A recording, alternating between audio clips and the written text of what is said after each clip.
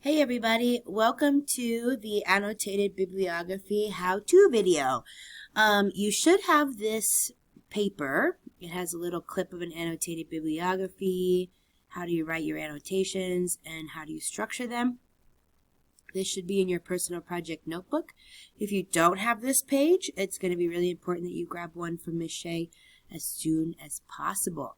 All right, so a couple things. We need to have a minimum of 8 sources for our annotated bibliography. Okay, now these can be all books, they can be all websites, but really what we want to see is you using a bunch of different kinds. Okay, you want to have various sources. Okay, you want to have different information types so that you get a more well-rounded experience of a topic. It's kind of like how we don't just want you to focus on school. As a college, we want you, when you go to college and you apply, we want you to have sports, we want you to have community service, again with that well-rounded way of life. So everyone should have some books. Maybe we have articles from magazines or journals or newspapers. Maybe we have some reliable websites. Maybe we can interview people. Maybe we can take surveys of teenagers or adults, maybe like, what kind of cars do we drive at Harrison, or in teachers versus students, or how do teens feel about colors, or how do teens feel about social media? Okay, you can take surveys. You can watch videos on YouTube and that are made by people. Maybe you watch a video of an interview. Maybe you listen to an audio recording or a podcast. Oh, I should put that in here. Okay, maybe you look at images or artwork, and then maybe you watch documentaries or movies about your topic. Okay, all of these can be sources. Okay, and so we have 1, 2, 3, 4, 5, 6, 7, 8, 9. You only need to choose 8. Okay, and they don't have to all be different. You can have 2 books and 3 articles and 1 video. Like, that's fine. Okay, make sure that if you are not using journal articles, okay, so these two especially, and then maybe documentaries, are going to be probably okay to use without a crap evaluation.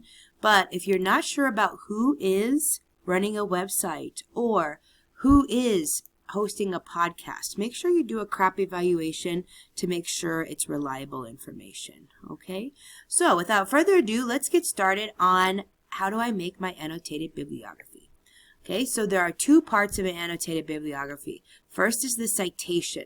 Okay, this is where the source comes from, and our citations will be done in MLA format. There are different formats for citations. Some of them have they all start with the author. So it's like the author, the title, the publisher, and the year. Some of them have author, publisher, year, title. Like, it's just a different way that different industries do it. So first we have the citation, and that's right here in the 2 lines, and then we have the annotation, which is basically going to be what we think about that topic and why we chose to use it for our sources. Okay, and so our annotation is going to have an assessment of the source's reliability, a summary of the main idea or argument, and a personal reflection that explains how the source is connected to the research question.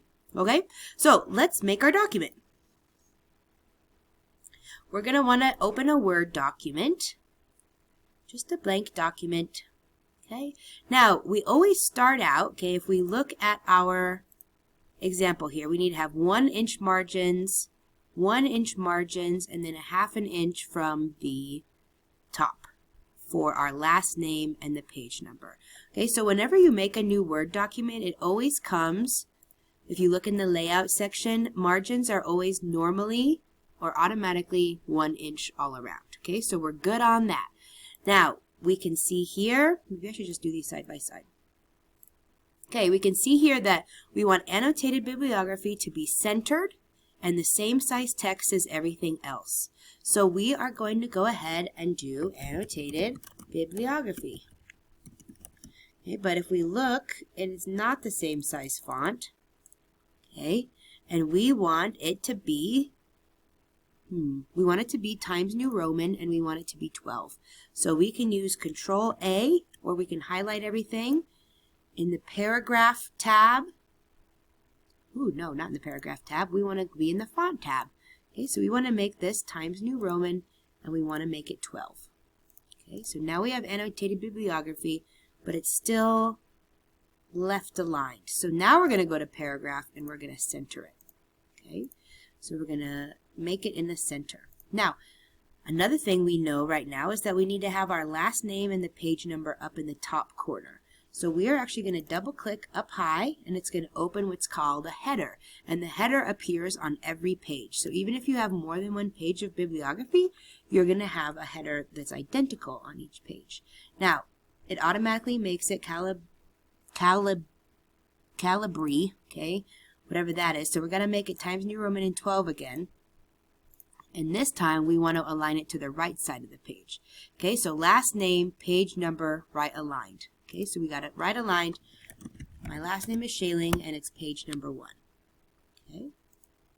All right, and then if you double click out into the world here, then we can get started.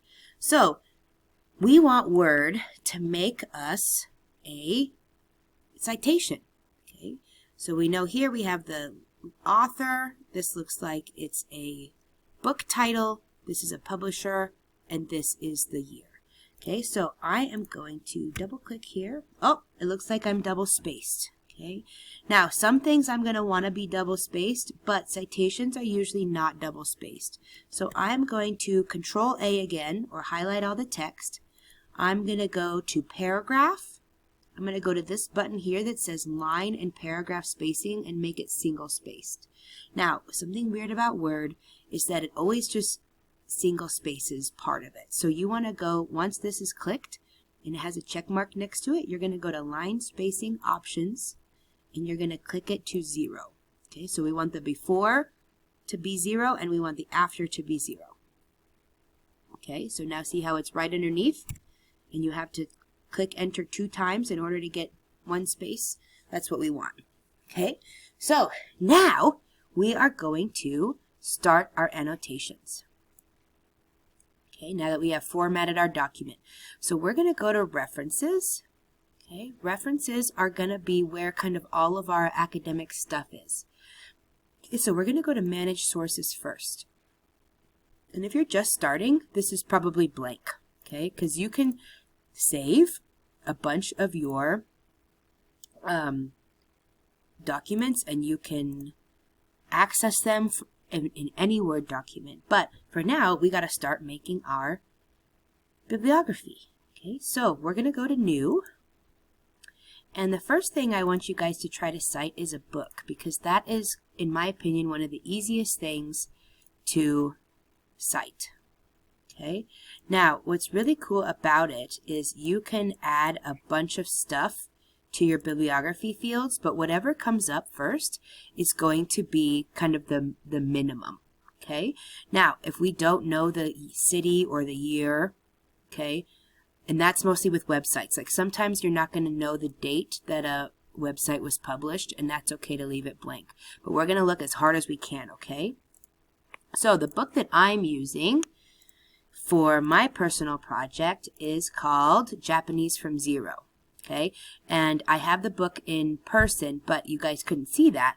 So I'm going to use Amazon and I'm going to look inside. Another thing that you can do is you can also look at the library's website if you don't have your book with you, and the library has all this information too. Okay, so I know that my book for my personal project is called Japanese from Zero 1. Okay, so the title is Japanese from Zero and exclamation point 1. Okay, so you're going to make it just like it shows up on the book.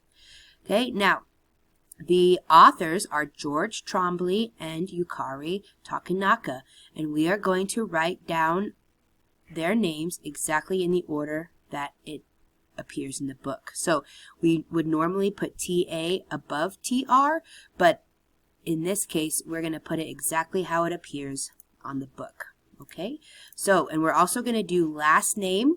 So if you can see in the example here, last name, comma, first name. And then we're going to use a semicolon, last name, comma, first name. So Trombley, George, semicolon. And then I got to spell her name again. Takanaka, Yukari. Takenaka Yukari. Okay, and then for the year, city, and publisher, okay, you guys are going to look at the very first page.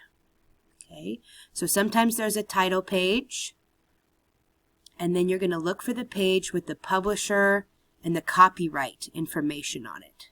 Okay, so usually up at the top is going to be the publisher information. Okay, so in this case, this was distributed in the United States and Canada by From Zero LLC. So this is the publisher. Okay, yours might say Penguin Books. It could be a name of a different publisher, but you're going to look at who published the book. Okay, so the publisher for me is From Zero LLC. If I was in the UK and Europe, my publisher would be Bay Language Books Ltd. Okay, so From Zero LLC is the publisher. Okay, then I'm going to look for the city. Okay, so it looks like in the UK and Europe, Bay Language Books Ltd. is from Folkestone, Kent, Great Britain. But in the United States, it's published in Henderson, Nevada. So I'm going to put Henderson, Nevada in city. You guys are going to probably find New York in a lot of yours. Okay, because there are a lot of publishers in New York and big cities like that. Okay, now it wants to know the year. This says that the copyright is 1996 to 2020. But if we keep reading, it says that the first edition came out in 2006, and the 7th edition, which is what we have here, okay, is from August 2020. Okay, so I'm going to put 2020 in for my year. Okay, now you can also put medium. This box might show up, it might not. Mine is paperback. Okay, but you could put Kindle if it was the book. You could put audiobook. You could put hardback, whatever. Okay, but if this box doesn't show up, don't worry about filling it in. Okay, so now I have my first source. Okay, now I also want to show you guys how to do a source that might come from a journal article or something like that. Okay, so I'm going to add a new, and this time I'm going to do a journal article from Google Scholar. Now, if you don't have any journal articles, and maybe you just have a newspaper article or a news article, you're going to look at article in a periodical. Okay, so if you went to Google News and you found a website with a news article about your topic, you're going to use article in a periodical. You might use a website. You might use a sound recording. You might use a film. Okay, so just think about what fits the best. Okay, but journal articles are something that not a lot of people are used to, so I'm going to show you guys what those are. Okay, so in my bookmarks folder, I have my personal project folder, and I have a journal article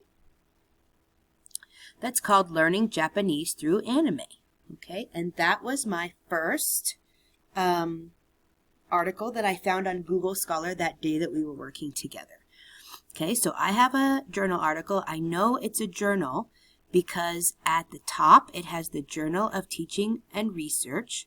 Okay, and then sometimes at the bottom or at the top of the page it has Journal of Teaching and Research. This is from 2017. It's from the Academy publication.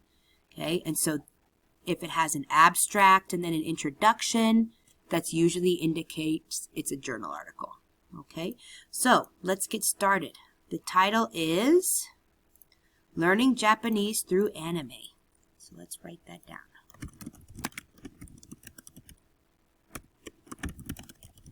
Okay, did I do the capitalization right? Yes. Okay, now the next thing I'm going to do is I'm going to grab a picture with my phone so that I can easily type the author and everything else. Okay, because since this is a this is from Malaysia, they have some more interesting names. Okay, so the authors are Yihan Chan, and Lin Ling Wang.